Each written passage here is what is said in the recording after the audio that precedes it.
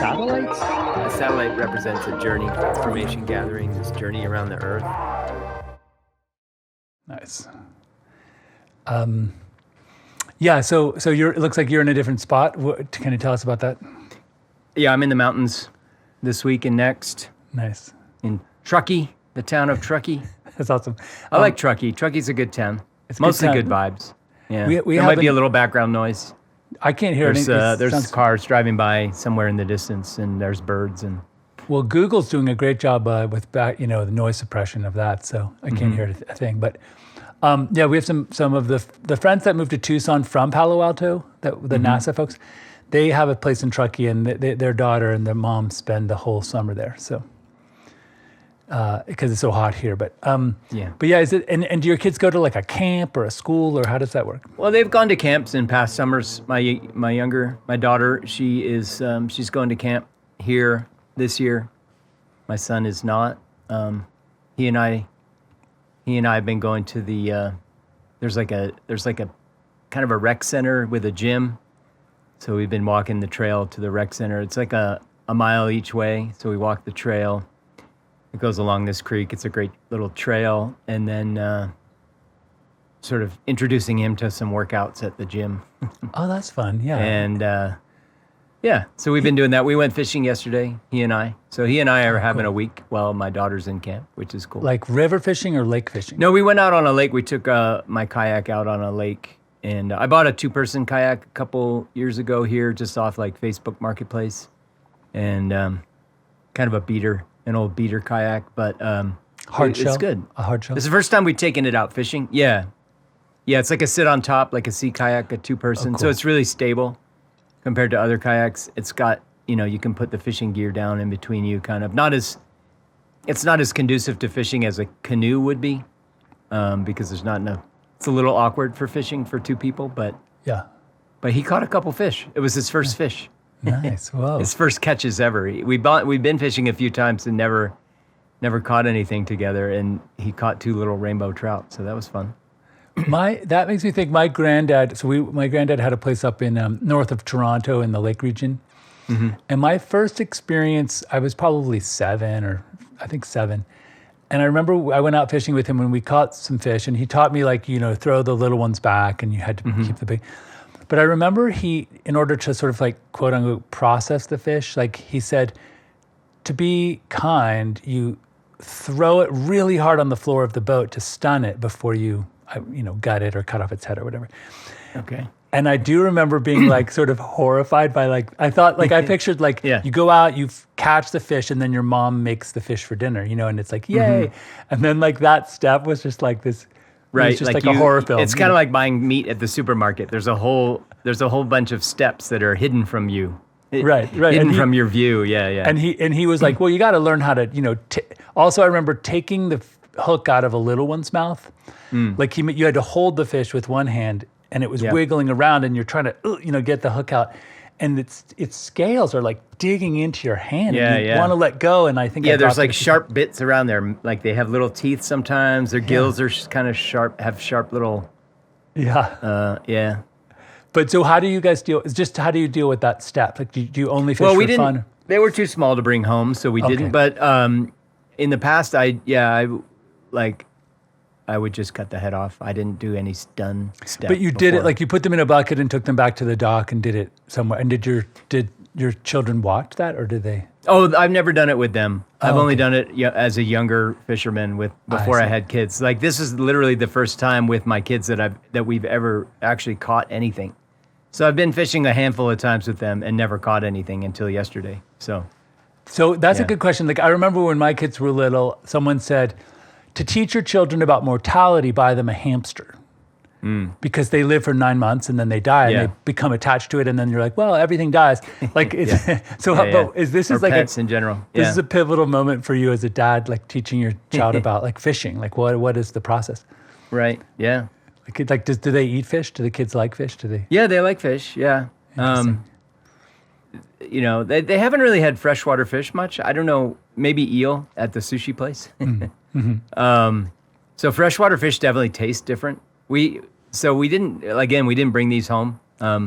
We just put them back. They were, and actually the first one kind of to your point about teaching about mortality. The first one, after I got the hook out of its mouth, and I was kind of holding it, squeezing it tight because it's real slippery, right? Yeah. And I got the hook out of its mouth and put it back in the water, and it just floated. I was like, oh, damn, I killed it, right? Yeah. So it just sort of floated away. And, maybe 30 seconds later, it was a little ways away from our kayak, and it was still floating like face down, like upside down. And then I was like, oh, shit, we killed it. So I paddled over to it because I was like, I just want to, and I just sort of bopped it with the paddle, and it immediately darted away. Oh, wow. It was So it was dead. it was like stunned. He was just like, holy shit, that was the worst experience of my life. What the fuck was that? It was just kind of probably just mentally recovering. Like, when conspiracy theorists or people claim to have had been lit, like tractor beamed up by aliens and then sort of probed and tested and then they put back on the earth. Yeah. Like in some ways, like that literally is the experience of the fish. Like some giant mothership came by. Like an alien came, pulled it up, looked abducted at it, put it back, and then You're absolutely right. Yeah. It's like an alien abduction for fish. An alien That's exactly abduction. what it experienced. Yeah. Well, interesting. Yeah. No, that was fun. Yeah. That's So cool. it was cool to see my son actually catch one. A couple, actually, probably two. Yeah. I do remember as a child, like being like fascinated. When like you have a strong one and it's pulling on the line and you kind of have to like let it run out, like let it run back and forth as you take a little bit in each time it goes by. I remember thinking that was like one of the most exhilarating experiences as a child. Yeah, when it puts up a real fight and you feel it. Yeah. Yeah. Yeah. And it gets closer and closer and the line's shorter and shorter and it's going back and forth harder and harder. Yeah. And then usually like my granddad would reach over and like kind of help lift it up and grab it with a net. Yeah. He would grab it with a net, when it was out of the water. Yeah. Huh. That's cool. I also remember as a child being desperately sad because in this lake, it was when the glacier was pushing south and it scraped a lot of the Canadian lake region. Like that's why there are lakes there north of Toronto, because the edge of the glacier was pushing all the soft material on the bedrock. And then it would leave these like piles of perfectly round boulders, like marbles made for giants at the bottom of the lake, Yeah, yeah. And so our fish hook would sometimes get caught on like a little part of the boulder, or like it would get stuck between two rocks. Wedged between two rocks. And then I would be all excited, like I caught a fish. And Yeah. then my grandfather would be like, it's not moving. So I Right. think your line is... I totally remember that as a kid, like snagging on, like a submerged tree or just getting caught between rocks. And yeah. so disappointing because you're like so excited and then nothing. I had a there's funny no movement. experience. So our friend, Michael Lamole, our childhood friend, Yeah. he his family had a pond on their property. They had a big property and they had a pond, and they had a pond stocked with fish. And so I would walk to their, sometimes without, hanging out with Mike or anything, I would just walk to their house and fish in their pond. They just told me I was welcome to do that, right? So I would walk to their house and fish in their pond. So one time I had I got really into fishing as a young guy, and I used to make my own lures. So I bought this whole kit. Me and another friend, we bought this whole kit, and you like would melt plastic and you would combine it with like glitter and you would put dyes in it. And then you had these molds, like different kinds of worms and curly tailed things that you'd make, right? Like sort of soft, squishy plastic, like they felt like gummy worms, right? And so my friend and I, we used to make our own lures, and we got really into fishing, and I subscribed to like Bass Pro Shops magazine and Cabela's magazine and got all the catalogs. And anyway, so I used to go to the Lamole's pond and I would fish. And one time I had one of my lures on and I cast it in and I caught I hooked a fish, and it was fighting really hard and I was reeling, and then it got away, like it got off the line, and I reeled my line in, and it had eaten the tail off the lure that I had. Like I had a little like chartreuse colored worm. I remember the color. It was like bright green, and it had a curly tail, and the tail was gone. So it was like, it bit the tail off my lure. Well, I went back like 2 days later. I was fishing again, and I got a fish, and I reeled really hard, and it was a big bluegill, a sunfish, right? Yeah. So I caught it, and I brought it home to cook it. So I cooked it and cleaned it. Well, when I cut its stomach open, it had the curly tail of my lure in it from the couple days earlier. Wow, that's So really I hooked the wild. same fish twice. Yeah. And also when you were fighting with it, so it must not have had the hook in its mouth. Yeah. It must have actually been holding the tail. Exactly. And then tore it Yeah. off. It was like, I want this thing. I really want this thing back, Yeah. and I'm going to fight for it. It was the dumbest fish ever, obviously, because it didn't learn from the first experience. Like, that's not food. At So Lake that's Wallen, like Darwin. That's like the Darwin Awards, but for fish. at Lake Wallenpaupack. So that one was naturally selected to die. At Lake Wallenpaupack, we used to go there. Like my grandparents had a cabin and my cousins, so that we would spend weekends up there, sometimes a week. Yeah. And I remember doing a lot of fishing up there. And I remember one year we came up. It was like maybe the first time we were up, and we went down to the dock. And our older cousin said, "Hey, you guys, be careful. There's a fish under there that will bite you on the nipple."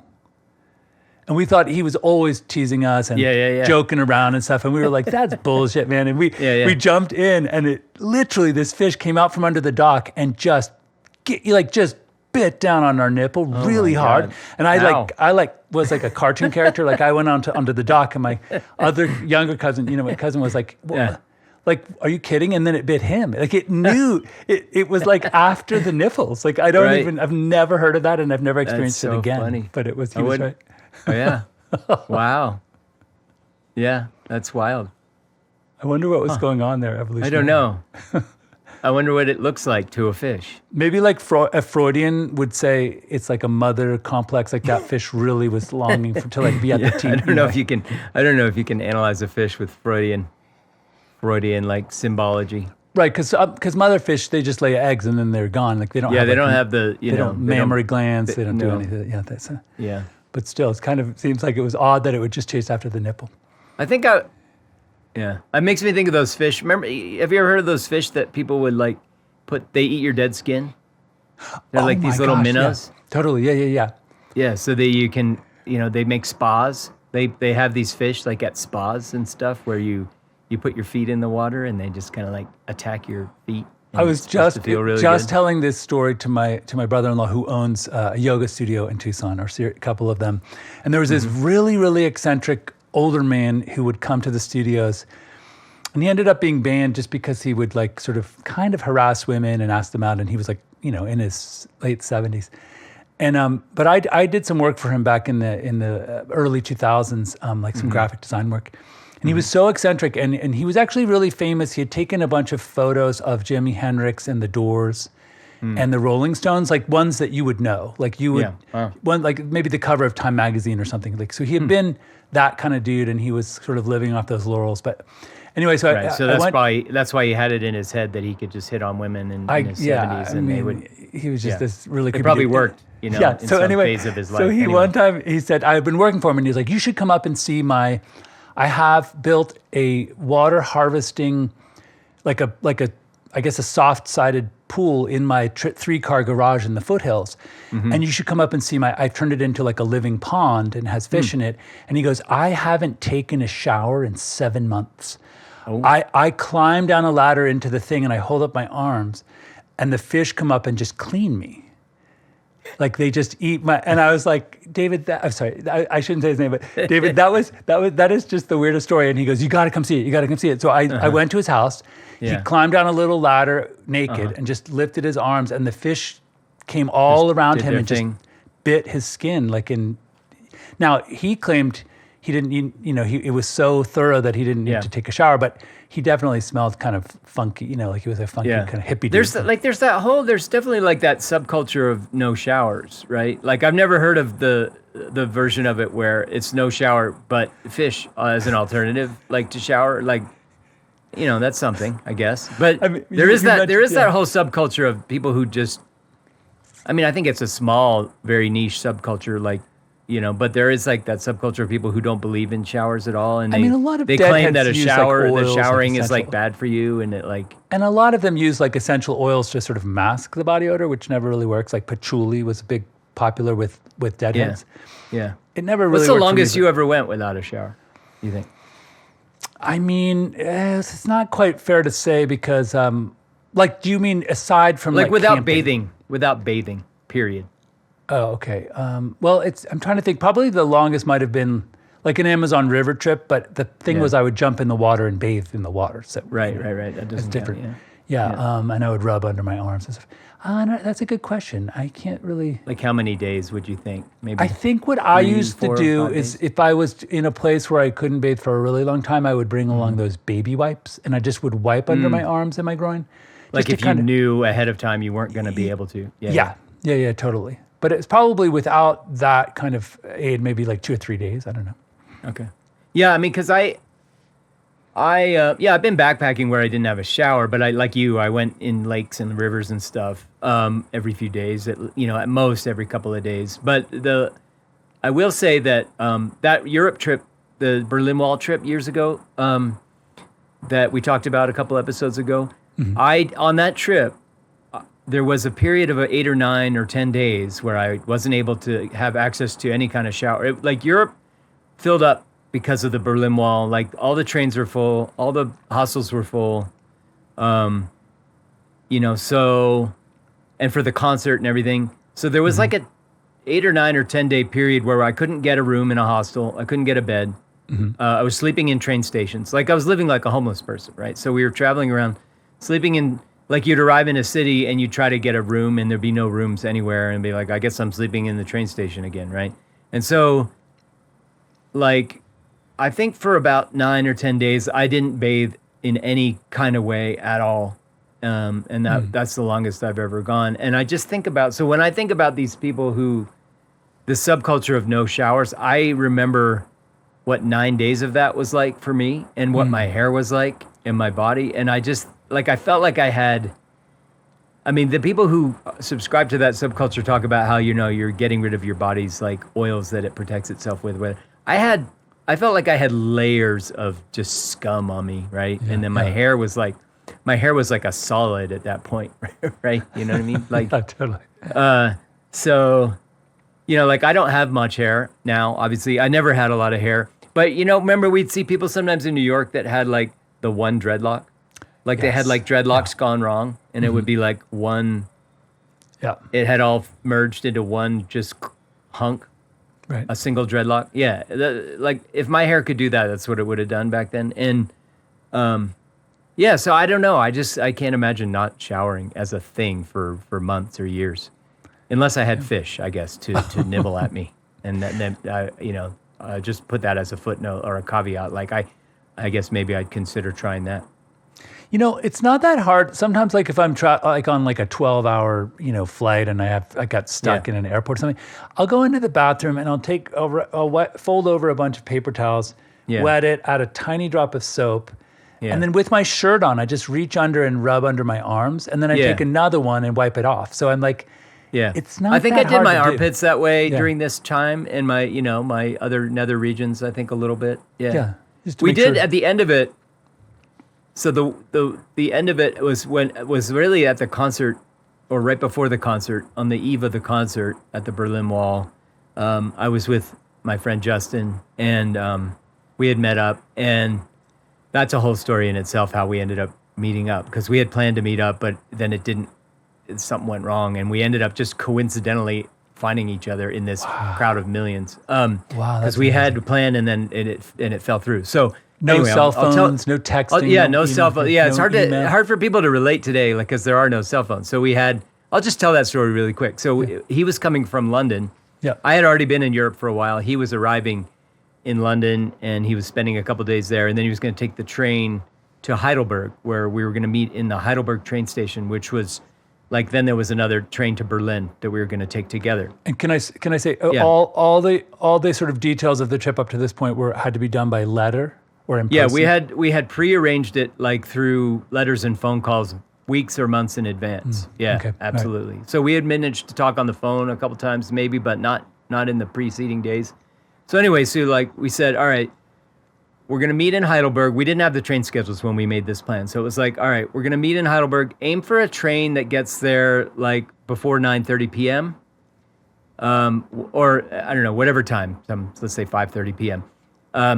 And then we'll meet at the clock in the train. So we'd never been to Heidelberg train station, but all the train stations that we'd seen so far had a big clock somewhere in the train station. So we're like, meet at the big clock, just assuming there was one there. Meet at the big clock at 5:30 p.m. And if you're not there at 5:30, or if we can't meet up, if we don't see each other there at 5:30, then let's try. Like, we didn't know who was going to arrive first, whatever, right? So we're going to just aim. So we'll just try every half hour. Meet at the clock at 6:30, right? So I get there first, and I'm waiting for him. 5:30 goes by. He's not there. 6:30, and the trains are coming in from London, and I'm looking at each train. Okay, I'll wait. That there's another one coming. I'll go wait. And there was one train that was, I guess, having problems, and it was delayed. So I was like, he must be on that one train. And can I ask? Was no channel? So how did it get from London? Did you have to take a ferry and then? I think he took a ferry and then a train from Belgium. Yeah. Got him. Okay. I think that's right. Yeah. So in fact, I have some ferry boat adventures from that same trip. Anyway, so so he finally arrives, I guess, at like midnight or 1:30 in the morning. But I didn't know. I gave up at that point. I was like, I guess I'm not meeting him. So this train station is packed with people sleeping there. There's just like wall to wall. Every inch of the floor is covered with people trying to sleep, or just clusters of people. Mm-hmm. There's not like a square inch of floor space. And I'm just wandering around trying to find a place to sleep for the night because I've given up on him. And I just, like, my eyes are looking around, and then his eyes and my eyes met. He was there, and he missed me. And so I guess he was on that delayed train, which I didn't wait for because I didn't know finally when it was going to be there. Yeah, so at some point when I was walking around, our eyes just met, and I was like, I found you after all. So anyway. That's needle in a haystack. Yeah. That's pretty cool. Well, totally.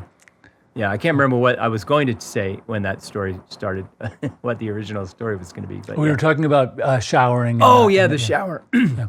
I'll just say how I ended up taking a shower. So Justin and I made it to Berlin, and we were both, I was really gross. He was medium gross because, there was just no accommodations anywhere. So we met up with this couple. It was a mother and son, and they had traveled from like the Midwest, I think Iowa.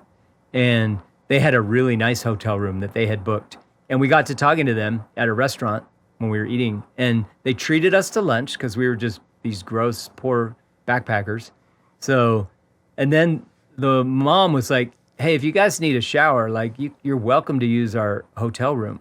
And they didn't even come with us. They just gave us the hotel key. Like, they trusted us. It was really nice. Yeah. So we got the hotel key, went and we took showers and got clean. And it was like the best shower I've ever had. But it was really nice. And then the son, he was probably he was like a college kid. He was probably same age as us, but he was like a big, strapping farm boy. I think he was a cheerleader on like the college cheerleading team. So he was probably like a gymnast, right? He had just big, bulky, farm-looking dude. He decided, like, he was really fascinated with this whole backpacker thing.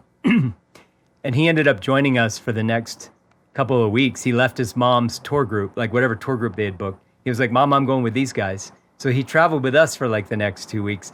And he didn't have a backpack. He had 2 suitcases. And this is back before suitcases had wheels, which is crazy in itself. It's crazy how recently wheels were put on suitcases. I know, it's like, so painful. Like a wheel was invented in caveman days, and it took them until like the year 2005 to put wheels on suitcases. Anyway, so we would be walking around, and he would be following us with these 2 suitcases. And he was just a big, strong guy, so it didn't faze him, but it was kind of hilarious. Yeah. That's hilarious. I remember my traveling with my uncle. He gave me like one of his old suitcases that was like super expensive to me. Mm-hmm. Mm-hmm. And it had great zippers and stuff, but it just had this neck strap. And I remember it was so big. And I remember I always would crick my neck carrying it in the airport, because there was no way to kind of drag it along. Right, you're putting 50 pounds of stuff in it. Yeah. And then it's like pulling on your neck. It's not a backpack, so it's not on both shoulders. It's on one side, and oof, that was nasty. Yeah. But back then, it truly is one of the great sort of civilization sort of oddities that it took us that long. Not only that, like now they have wheels that turn all ways. Like you can, even that was I still have a suitcase from the first generation of wheels. Yeah. And it only pulls in one direction. Yep. And it's a pain because you watch someone walk by and it's like perfectly vertical and they just roll it along. They just sort of push it along. And mine, I have to tilt it. And if it's heavy, exactly. it's actually kind of hurts hard after a while. Yeah, when I traveled recently, I took my daughter's suitcase because I was like, I like hers better. It's modern. That's really impressive, right? How those. I mean, and my suitcase isn't even that old. It was a wedding gift from 2009. That's Yeah. how recently they put better wheels on suitcases. Yeah, no, it's true. It's true because that's right. And I when I started traveling a lot for work, which was over the last 10 years, starting 10 years ago, so 2015. Yeah. That I used to look, I had some jealousy toward people who had the multi-directional ones, and I never bothered to I don't want to get rid of a suitcase at work. Just Like if I traveled all the time, I would invest in it, I think. yeah. I don't know. My wife actually got her wheel repaired on her shitty One Direction suitcase that we got for our wedding luggage, right? Like, I think we bought it for ourselves as a gift for our honeymoon, I think. Yeah. And her wheel broke, a few years ago, and she paid to get this wheel repaired at a luggage repair. There's luggage repair places. That's the thing. That's pretty funny. Which is awesome. It's like shoes and luggage. Yeah. No, that's good. Yeah. Which is great. But and toasters. She travels a lot for work now. So for her birthday, I think last year or the year before Christmas. Anyway, I got her a really nice Wheelie Luggage that's to replace the one that she repaired. You know how and I'm going to jump ahead of our first world problem because I have an update on my toaster. Oh yeah. But I also we should just have a toaster segment at the end every episode now. Because I figured out I just did this pro job with this Democratic Party treasurer guy, and I had to record him in Phoenix doing this thing, and he had to make a presentation. So I dug deep and I learned. You remember when we were doing our song exploder thing and I was having trouble playing it elegantly?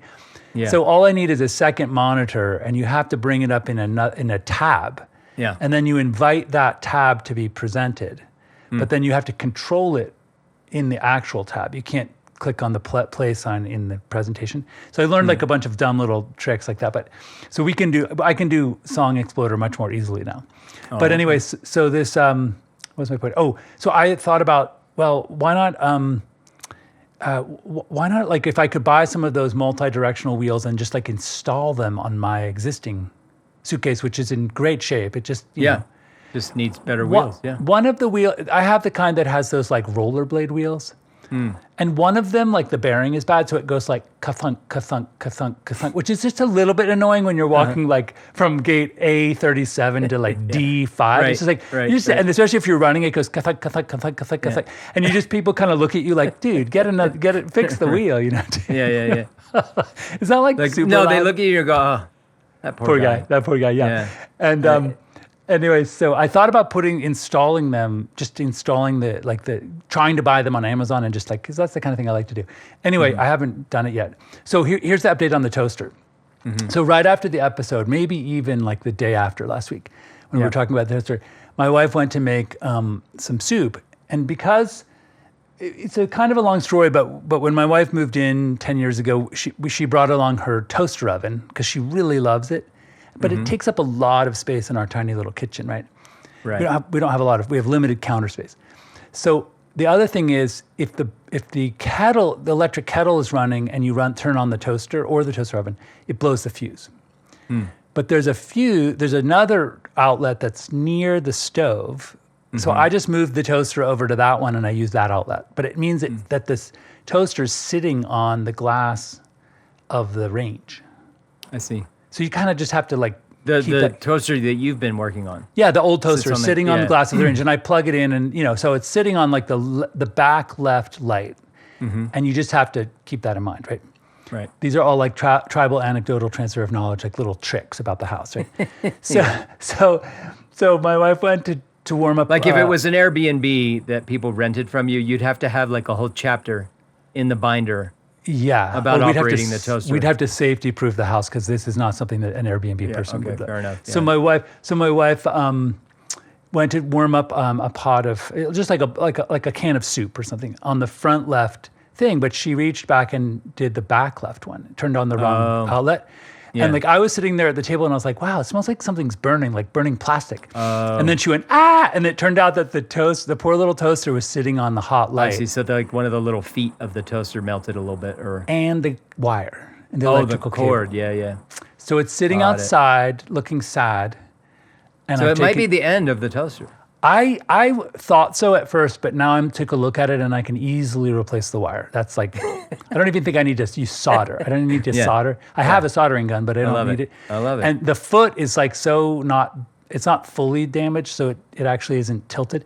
Yeah. So, but I did take it apart and I looked and saw that the mechanism that controls the switch that broke like day one, when it was $5.99 at Home Depot on sale. Yeah. Like it broke day one, like day two maybe. And that mechanism is way more complicated than you would think. It's like the switch has this metal plate and then there's like an electromagnet at the bottom. Yeah. And the electromagnet automatically engages until that, light toast or dark toast. Wow. When that thing is somehow reached, I'm not even sure what sensor does that, Yeah. then it releases the electromagnet and lets it pop up. That's pretty fancy. I know. I was like, for $5.99. It's like that's whoever invented the toaster, like that's some high-tech business right there. I know, because to be perfectly honest, there's a little black box in there, and I don't know how it's doing all that stuff. Like it's like querying the database and seeing. I mean, this have we is an reached- example of like, not to get heavy, You can get heavy. not to get too serious. but, satellite like, haiku, man. We'd go I've just heavy, been we go thinking light. about this is weaving, right? I've just been thinking about like people who just this sort of the plague of dumb people that like the Dunning-Kruger zombies of the world that are on the one hand kind of dumb, but on the other hand make very confident assertions about things. And can I You know interrupt what I mean? and say, Like I'm people dumb who enough don't to know not the difference between the different kinds of the word your, like opining on the difference between socialism and communism and whatever. You know what I mean? Like Yeah, you don't even know the difference between your with an apostrophe and your without. Like, why should I listen to you talk about anything ever? But that's because Anyway. you're a liberal elitist. I know it's hard not to say that without sounding like an asshole, right? Like that's the other thing that's kind of annoying. But Can I say that I'm dumb yeah. enough to not entirely be sure that is the Dunning-Kruger effect that you're too dumb to know that you're dumb? yeah, Is that it's basically it's like something when you don't know the things, when you can't identify the things that you're dumb about, right? and so you Just don't, yeah. It's being dumb and confident at the same time, like aggressively confident and also dumb in a bad combination. Like it's like making assertions about things. And it sounds like a sort of a So it's not just not knowing stuff. It's Right. It's then professing to know things. it sounds like a self-fulfilling prophecy because sort of almost like as you get dumber, the chance that you'll be someone who's self-reflective and check how dumb you might be diminishes. Yeah, I mean to that's the kind of point one of where the it's- axioms that applies to Dunning-Kruger is that like smart people doubt themselves Right. and dumb people are super confident. I see. Yeah, Interesting. kind of what you're saying. Yeah, so what I was going to say is there's this essay I read, and I'll put it in the show notes. I think I mentioned it before. I'm certain I have. But it's called Reality Has a Surprising Amount of Detail. And the essence of it is, like, we don't know about the things that we think we know, that we think we know perfectly well. Often when you just look a little closer, you realize you don't really know. Like, you don't know how a toaster works. Like, you think a toaster is so simple, but when you unpack it, when you take it apart, you see something kind of surprising, right? Like, you see something way more complicated than you would have imagined was there, right? Right, and I would imagine that like in sort of post or during the Eisenhower era when we were like suburbanly growing and this sort of like crazy rise of sort of innovation, I would imagine that toasters in like 1952 would have that switch. So it's been around. Yeah. It was like invented like what? And I'm sure they 65 like years probably ago. become a little more advanced than they used to be, probably. Yeah, sure. It was probably just on a timer at one point. Yeah. But yeah, I guess my point is that like there's somebody out there that would be, opining about toasters and actually not know about toasters, like they're making big pronouncements, and maybe not toasters necessarily, but like the examples this guy uses in his essay are so good. He talks about building the first thing he kind of talks about is building a set of stairs. And he talks about how complicated it actually is to build stairs and the geometry involved. And he's talking about like he would build, his dad was a contractor or a construction worker, and he would build, or carpenter, I guess, and he would build stairs with his dad. And he and his dad would have these arguments about like whether to, like when it came to the geometry of stairs, His dad's method was measure shit, measure things, and measure angles. Measure stuff and use your cuts and your measurements as your guide for the other parts, right? And the son, this guy writing the essay, he was like more of an academic type of person by nature. And so his instinct, his intuition was we should calculate everything, and so that we know exactly, we can use like a protractor, and we know exactly why are you cutting stuff and using the work itself as your guide. Well, then he talks about how his dad's work method actually worked way better because wood tends to warp, blah, blah, blah. So you think you're doing these things according to perfect angles that you've calculated, and then, when you put it all together, it actually is off, right? That kind of thing, right? Mm-hmm. So he's, so it's just kind of like talking about something like stairs seem really simple, but they're really complicated. He talks about water boiling, and I love this one because he's like, we say water boils at 212 degrees Fahrenheit, 100 degrees Celsius, right? Well, here I'm in the mountains. Water's going to boil actually at a slightly different temperature. So you already have an asterisk on that, which is sea level. Right? Yeah. Number one. Sure. Yeah. Number two, he says, if you boil in a glass container, it actually boils at a higher temperature, right? So if, and then he says, but furthermore, if you put a pot of water on the stove and you're heating it up and you're watching it. Yeah. At some point, bubbles form on the surface. Yeah. And he goes, is that boiling? Well, then a few more bubbles start to go, and he's like, is that boiling? At what point is it actually boiling, right? So it just takes a simple concept like that people will just make pronouncements about, and very simple assertions about, and just kind of recognize that even that thing we think we know so well is actually more complicated and more nuanced than you would think it is. Yeah, you see in recipes, they'll sometimes call for a roiling boil. And I find it really annoying when you're making tortellini, and you bring it to a roiling boil, and then you then you pour your put it pasta in, and they're from the fridge. So then it takes 10 more minutes to start boiling yeah, again. and then on the thing it says bring back to a boil. Oh, you know what I mean? And you're like, if it that says takes that, I'm so happy. long. And then it says cook for 3 to 4 minutes, and you're like, whoa, Yeah. so. While so you're now waiting it's been on there for 25 minutes because it took so long to come back to a boil. Yeah. Yeah, and then it's do you bring it back to a roiling boil before you start counting the 3 to 4 minutes? Because 3 to 4 minutes is a small amount of time compared to the return to a boil. Yeah. You know what I mean? And then if you put the lid on, it boils faster, I guess, because so I don't know. You make a really good point that it's there's so many. I just think things in general, I guess that what I love about it is the idea that things in general are more complicated and nuanced than you probably assume they are, right? And so when you think about what, not again to get, this is where it gets serious, but when you think about what Doge was doing and Elon Musk, right? They were just hacking apart the government. They don't know how any of that shit works.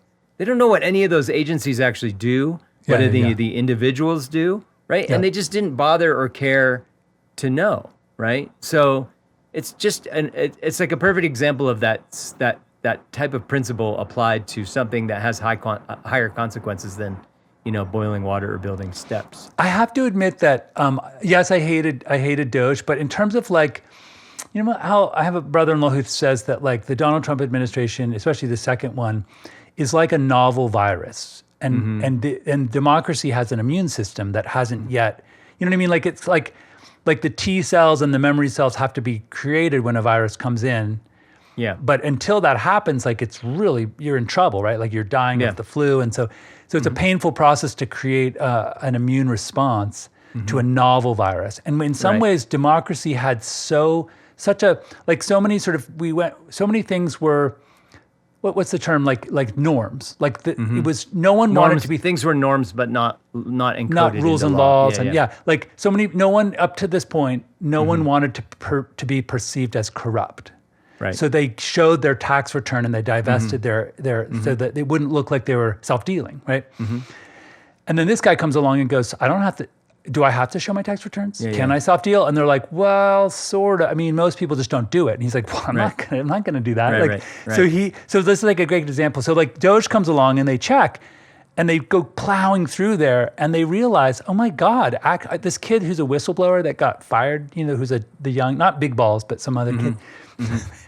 The fact that we are actually saying the kid who's not Big Balls. Right. But the kid who's not Big Balls said, he's a database specialist, right? He's a program coder. And he goes, we thought we found all these dead people.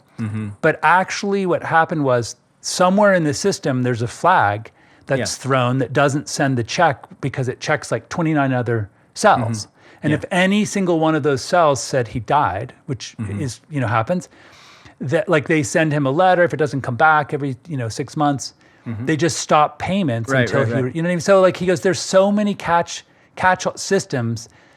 It's actually, he goes, it's way more bulletproof than we thought. It's actually really, now the military, I don't think so, because a lot of times generals will be like, we lost $3 billion. Or like the toilet cost $1,800. Right, but then the military was off limits to all their cuts. Right.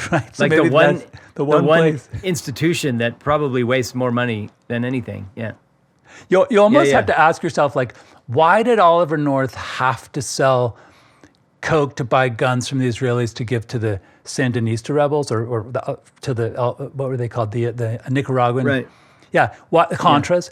Why did he have to do that? Because he could have just taken some of the missing military money and just funneled. You know what I mean? Like it seems like there's so much money missing. Well, yeah. I mean, I think that's what Donald Trump has proven. You can just do the bad shit, and then even if there are court cases that say, hey, that's illegal. Like, hey, deporting those people is illegal. Yeah. Not providing due process is illegal, right? What Doja's doing, it's not an agency.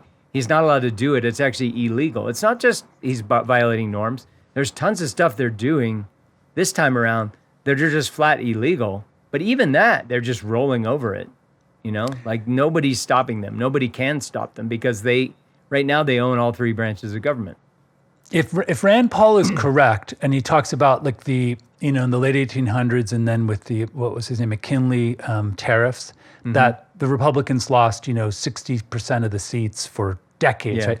If that's true, it would be time to put in place go through every single fucking thing that they did illegally and make a law against it. Make it try to make it more bulletproof. Try to build T cells for the immune system. Yeah, I think they're just being so much smarter in an evil genius kind of way this time around in terms of, first of all, just rolling over everything. Second of all, like with this new budget bill and everything like that and what Russell Vought is doing.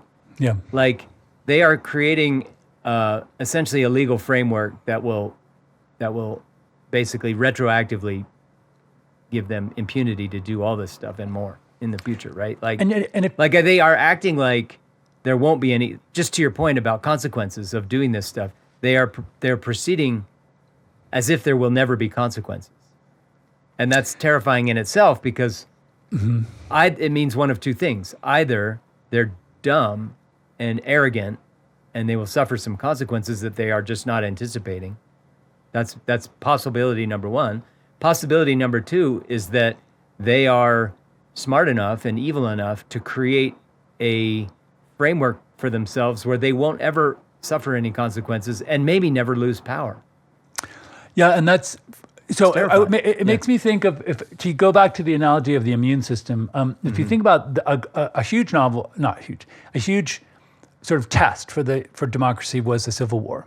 And after the Civil War, we put in place the plenty of 14th Amendment and the Insurrection Act. Was that was that? And so people who are found guilty of insurrection are never allowed to hold public office again. Like they can't even be a dog catcher, right? Yeah. But that failed after Donald Trump left office in 2020 because that was he's exactly why they made that law. And no one enforced it. And go back to Noel's song. Go back to Uncle Noel's song about you had one job. I think it's Merrick Garland he's speaking to personally, and Mitch McConnell. You had one job because that law we put that in place in 1867 for a reason, and you just didn't use it. You know what I mean? Like you just didn't use it. So Mitch McConnell, and then afterwards Merrick Garland. I think like March 31st, the guy should have been in handcuffs. Absolutely. That would have been the way to do it. Well, so, I mean, this is, I mean, I don't know. I'm not a conspiracy-minded person, but I do Maybe even January 21st. Like, you know what I mean? I'm sorry to just jump in. No, no. I mean, you're right, and it just makes me. I think what it feels like, and I think this is why like Mamdani won in New York so overwhelmingly. I think what it feels like is that Democrats, they're not exactly in cahoots with the Republicans in some conspiratorial way, but there's a level to which the Democratic establishment is happy to sacrifice people to protect power, basically. Right. To protect some sort of mainstream capitalist power, like powerful people. No, it's true. Are their donors. Those are their donors, right? Yep. Business owners, corporations. All of that, right? Yep. So there's sort of a moneyed establishment that is the most important constituency to both parties. Yeah, that's why like democratic socialism is so sort of terrifying to it's the so business threatening class. to them. Yeah. Right. Absolutely. Interesting. One thing. Okay, so I'm gonna be a devil's advocate to myself. Okay. Her name was Yulia Tymoshenko, and she was the president of Ukraine. Okay. And she, when what's his name, the guy that was deposed and now lives in Moscow. I can't remember his name. Yeah. He's gonna come right to me. But in that great. The great uprising by the Ukrainians. Guy. Yeah, they threw out. But he, as soon as her term was over, he threw her in jail so that she couldn't run against him again because she was so popular. Mm-hmm. And I remember thinking, oh my God, that's why the founding fathers said you can run from jail if you're the the presidency, because it would be easy to weaponize imprisoning Donald Trump on day one. I mean, I think that is the devil's advocate case. Like, there's another case like that, more recent, in Duterte in the Philippines, who was a strong man. I don't know how much you remember about Duterte. Dude, I know plenty. I had a friend who was Filipino. So Duterte was just the worst, right? Yeah. So he's wanted in The Hague. He's like, yeah. Exactly. But then he was succeeded by one of the descendants of Marcos, that was a whole other regime, right? So that in itself is highly problematic. Well, he's prosecuting Duterte, right? Like I think he's already thrown Duterte in prison, or he's like charged him with, anyway, I don't know what's going on there. But like, I remember seeing a headline that like, oh, Duterte's going to be held kind of accountable for stuff and put in prison. I was like, oh, that's how it's done. And then I kind of like dug a little deeper to the point of like, reality has a surprising amount of detail. Once I kind of looked a little deeper, I was like, oh shit, it's just one corrupt regime. It's just like the next corrupt regime imprisoning the previous one. So I think you're absolutely right. Like the caution and hesitancy in Merrick Garland and Jack Smith, it was 100% about, well, maybe not 100%, maybe 20% was protecting the moneyed establishment and not be doing things that were scary to moneyed established people. Right. But a part of it was for sure just trying to avoid the appearance of being one of those banana republics that just imprisons the previous administration. I think his name was, the Ukrainian dictator was Yanukovych. Yeah. So you're right. So I hear what you're saying, and it's interesting because, I mean, if you ever dive down the Wikipedia rabbit hole of the Ferdinand Marcos, dude, it is. Yeah. There's like the CIA funneling money to like black ops in Southeast Asia, and like $154 billion goes missing, and it goes through his hands. A lot of it probably ended up funding wars in Indonesia, all these places that we were supporting dictators against communism. But the family, it has never been explained where all the money went. And then there was one senator who had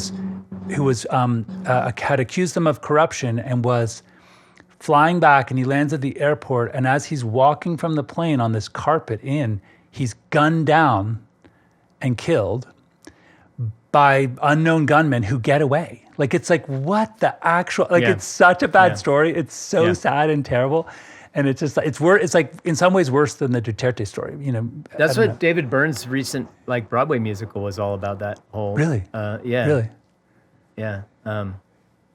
Wait, so my coworker, my beloved coworker, who was he was our our coder / animator. He's from the Philippines, and we used to tease him because remember how Imelda Marcos had like 18,000 pairs of shoes or whatever. something. Yeah. So anyway, so That's he, like he absolutely adores sneakers. Like he rode like a bot that would, he's you know one what? of the sneakerhead. Yeezys will go on sale Yeah. at midnight, and he's like, yeah. "Damn!" We're like, "How did you do, Francis?" And he'd be like, "Oh, I was 8th. I bought the 8th pair," and we're like, "Why is that bad?" And he goes, "Well, I wanted to be first. Like my bot was fast. Like I made it really slim, and the code was clean, and it was checking like every microsecond, you know. But I was still 8th, so someone else is better." Anyway, so his wife said, "No more sneakers. Like you can't buy sneakers." So he would keep them in a secret place in the attic, and then he had boxes in his trunk, and he would drive into work in his family, you know, his household pair, and right before he went into work, he'd change into one of his new Yeezy pair that he wasn't supposed to have. So cute, man. But we would always be like, "Dude, is it a Filipino thing?" Like Imelda Marcos, she had 18,000 pairs of shoes. It's funny. Just as you were telling that story, sorry, I was looking to my right because like the loudest, like 5 trucks went by all in a row, and I can still hear them. Like, I don't know what is up with these trucks, but like, yeah, they're like the loudest 5 vehicles. So that'll definitely probably show up on my recording. I'll have to figure out how to fix it. That, or I can switch to the Google one because I didn't hear a thing, and so Google somehow noise canceling that kind of stuff. I'll play around with it in my post production. Yeah, it's pretty good. So what else? How did we end up weaving our way into the shoes? Oh, from Imelda Marcos. Imelda Marcos. That's awesome though. The sneakerhead, like that's one sort of product guilty pleasure I can't relate to at all. I just can't imagine. Yeah. Like cars is another one. Like I'm almost allergic to spending money on cars. Yeah, me too. Even though I've enjoyed like having nice cars. Yeah. Yeah, mine. My big thing with my sneakers, I'm like that old man. You know, like old people, how they start to wear like nursing shoes, like shoes that are really comfortable but ugly. You know. So my wife has some really bad ankle problems, and like when she hikes, it hurts. And so we went to this place called Fleet Feet. Do you remember Faherty's shoes in Southampton? Yeah. Like they're like the ugliest shoes, but they're like comfortable and like orthopedic shoes, you know? Isn't there a brand called like Rockport? That's like their whole thing. Yeah, totally. So anyway, so I found these. Brought these to you by Rockport. Shout out. Anyway, sorry. I finally found, so my big problem is I have bone spurs on the back of my heel. Like I have this bone that was stimulated by so rubbing. you won't be drafted for the... No, I think it's a different kind of bone spurs. Mine, maybe it is. Mine causes a blister on the back. It doesn't matter. I don't think you need to go into the different kinds of bone spurs. I think you're good. So basically, you won't end up in Iran. My mom used to buy me these very expensive inserts because I had flat feet, and the insert would lift my heel up to the point where this is the heel, and it's supposed to be here. Instead, it's here, so it would rub and it would cause this bone to grow. Okay. See what I mean? Like for years and years, like so now, and that's like a self-fulfilling increasing prophecy because once you have the bump, it gets So I finally found these amazing Nike. They're called like Runner 9s or something, and it has a Velcro strap that goes above the heel, and it's so I went to this outlet store and I bought 2 pairs. But I should have bought like 5 pairs because they're gonna like not make them forever, and they just work perfectly for me, and I just wear them every day. And they're black. That's kind of our style, like at our age, when you find the shoes or the pants that you're like happy with, you buy a bunch of them.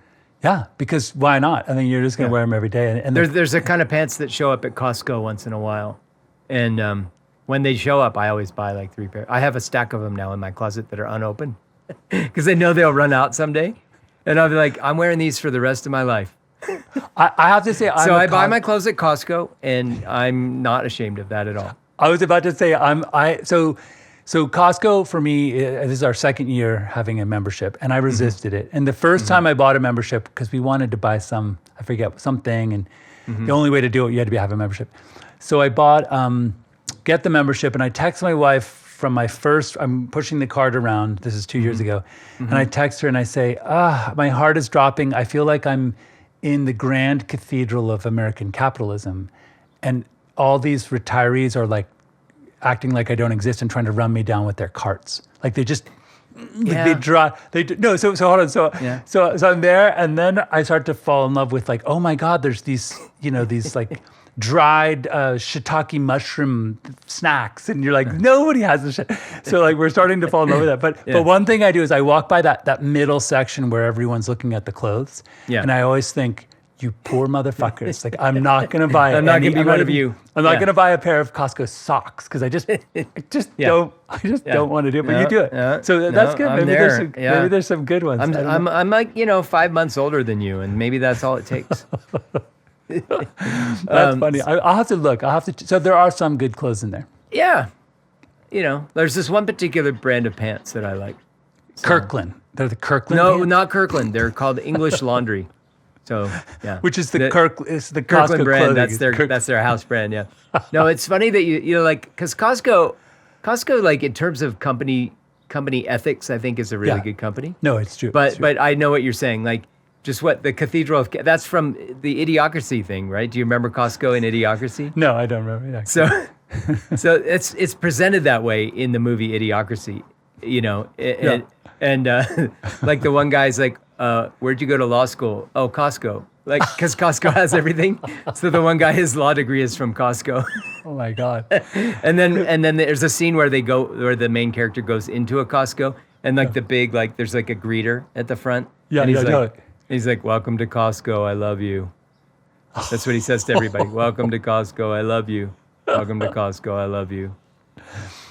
I do think that film, you know how like sci-fi is meant to be like you take a look at society and you extrapolate where we'll be. Yeah.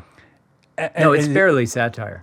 I mean, when I first saw it, my only complaint was if we extrapolate to where we are, the average IQ is 80 in 500 years, we'll elect a black professional wrestler to be president. And I felt like that was a little bit racist because I didn't really get, I mean, like I get what we talked about that before. And I didn't really like the race thing. Didn't really even register with me at all. It was just like he's an idiot professional wrestler. Like he could have been.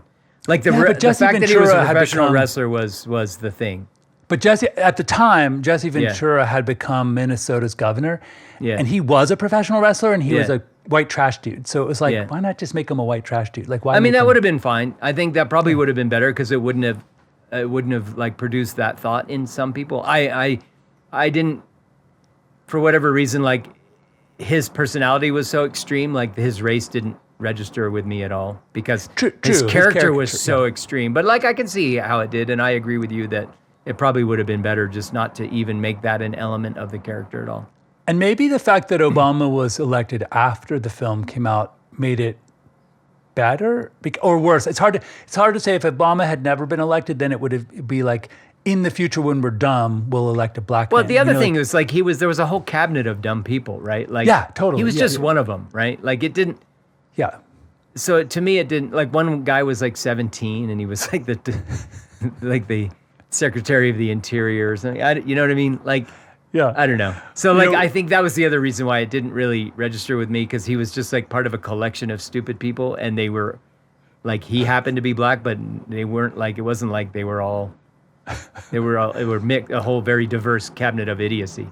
There's I think I don't know if other families are like this, but my dad always referenced films.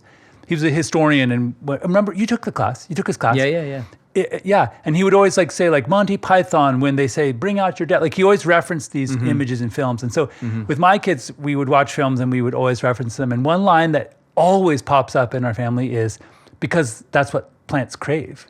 Like, remember Brondo, yeah. Brondo, it's what plants crave. Why are you giving it electrolytes? Electrolytes. Why are you giving them, what are electrolytes? It's what plants crave. And it's like, oh my God. Yeah. And then I love that Luke Wilson, when he's out there in like the fields and the plant is like, he goes, something feels wrong about this. I don't think you're supposed to put salt on the plants. Like, like the Sumerians like died because the tigers in the Euphrates were saline, like the saline built up in the soil. And he's like, there's something vaguely wrong with this, And then he's a genius because he recognizes that. And then when he says, "Can I have some water?" and they're like, "Why would you want that? That water's only for the toilet." It's such a good movie, but it's actually kind of painful to watch because it's it nails things so well. Yeah. Yeah. No, it nails things. And like the best sci-fi, it predicts God, there's the so many. future. There's so many loud cars going by. It's crazy. Anyway, sorry. And I really can't hear it. But like the best sci-fi, you're predicting the future in a way that's meant to be alarmist. That's meant to be, a cautionary tale. Mm-hmm. And in some ways, like it caught up to us so fast that it's not funny anymore. But it is actually very true, and we need to kind of prevent it. How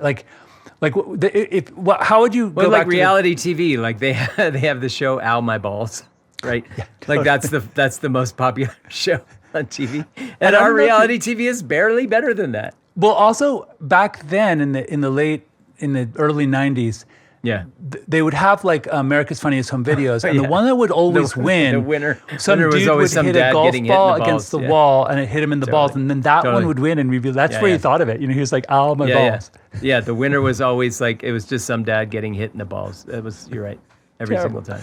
So like in some ways, like it wasn't even like spoof; it was actual. That's America's Funniest Home Video. Do you remember this? Mike Judge is so good. Do you remember the show? That's Incredible. Mm-hmm. Fran Tarkenton, and who was the guy with brown hair? Wasn't Fran Tarkenton like a football? He was a quarterback for the Minnesota Vikings. And then John, I can't remember his name. All of a sudden, he had the hair. He had the bowl cut. Nice, like 80 hair. And then there was a woman too. So I do remember they had two things that I never forgot was the guy that could speak backwards. And he said, "Stat Abeldirkne."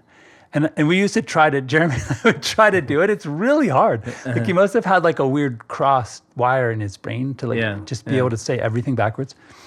And then there was this guy who would catch bullets in his teeth. And I do remember, do you remember that guy? Yeah. They were like rubber bullets. Yeah. Oh, okay. Yeah. So he did it once and it wasn't that, it was like bad television because it's hard to see his mouth unless you had like really close up.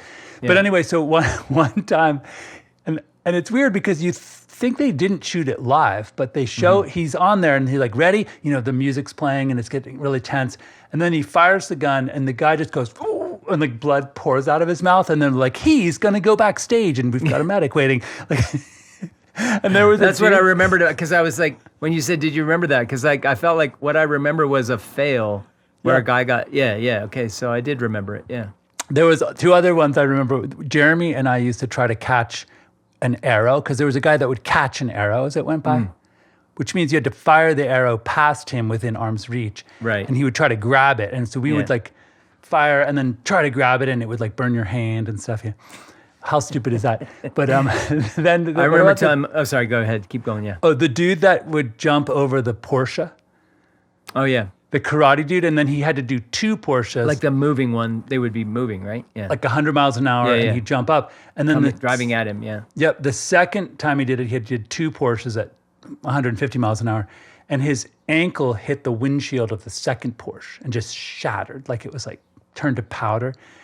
But he survived, like I just remember thinking like this is idiocracy. That was the 80s, right? That was late 80s. Remember Evel Knievel, like how they would be whenever Evel Knievel was planning a stunt, there'd be a whole lead up and it would be like a national event. Yeah. No, it was like it's true. So our idiocracy thing goes into the 80s. I mean, I don't know. I don't really remember the 70s, but there was a lot of dumb shit in the 80s that we did. Oh yeah, for sure. Yeah. Like we liked that shit. My sister lived in Japan in the 90s. And remember that show Jackass? Mm-hmm. So that actually was an American spinoff of a Japanese show. And they would just have like sort of like frat boy Japanese guys do really dumb stuff to compete to see who would win. And like they would do things like probably really dangerous things. Like they would drink an entire gallon of water and then just whoever peed last won. Which could like probably ruin your kidneys or blow out and then you can have that water toxicity like that. There was a woman that died in California with that on a radio show. Like, it was like drink as much water without peeing. It was that was the premise of it, and it was like you'll win a Nintendo Wii or something when they were really hard to get. Oh shit! And then she died. Well, yeah, she died from water toxicity because like if you drink too much water, your electrolyte levels go down too far and People were calling in. It was tragic because people were calling in the radio show going like, "This is dangerous. Like she could die, or like someone could die," and the radio hosts were like, "Ha ha ha! Like it's just water, right?" People Well, don't because electrolytes, that's what plants crave. that's what plants crave. Yeah. So she should have So just been craving. people. Yeah. Anyway. Wow, Yeah. interesting. So we should probably. We're at time. I think. Yeah, let's wrap it Thought up. we cut it. Yeah. Satellite Haiku. It's always great to hang out with you and talk and reminisce. It's really fun to go back in time and look at some of our decades before. So long ago, man. The 80s was like... It's 20 years ago. As we said before. Yeah. No, the 80s It was 20 are years ago. 35 years ago. No, it's 20 years. So were the 90s was also 20 years. So all 20 years ago? I'm just going to leave it at that. Okay, sounds good, man. Hi to your kids. Hi to Lonnie. And have a great time up there at the... All right, brother. lake. Okay, take care. Peace. All right. Bye-bye. Satellites? A satellite represents a journey, information gathering, this journey around the Earth.